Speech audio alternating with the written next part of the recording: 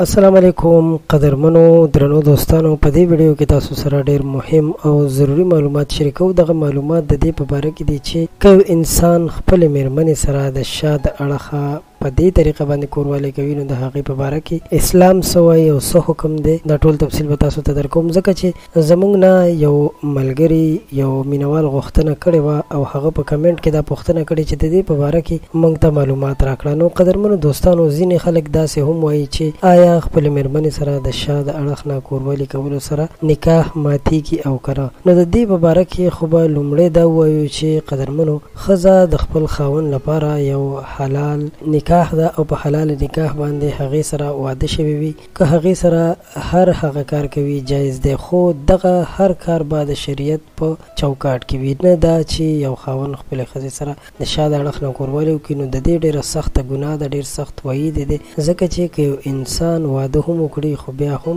په هغې کې څه پابندیانې هم شته. اگر که دې سره نکاح نه ماتېږي، د نکاح خطره نه وي، خو ډېره سخته ګناه ده او د دې کار کولو نه پس یعنې که په خبره کې داسې څه کار وشي نو په کار ده چې ښځه او خاوند د صحیح زړه نه د صحیح نیت نه توبه وباسي او د دې نه استغفار ووایي او بیا دپاره داسې کار ونه کړي. ځکه چې شیطان هر چا سره دی، ځینې وخت د انسان زړه ته داسې سوچونه داسې فکرونه راځي چې هغه خپلې میرمنې سره په هغه طریقه باندې کار وکړي، خو د دې ډېره سخته ګناه ده، دا کار ښه کار نه دی، ځکه چې موږ تاسو مسلمانان یو، داسې کارونه د مسلمانانو سره نه ښایي. قدرمنو ما غوښتل چې دا معلومات تاسو سره شریک کړم، ځکه چې ډېرو ملګرو غوښتنه کوله چې آیا دا جایز دی که ناجایز دی. نو درنو دوستانو دا ناجایز څه چې انتهایی خطرناک عمل دی او ډېره سخته ګناه ده.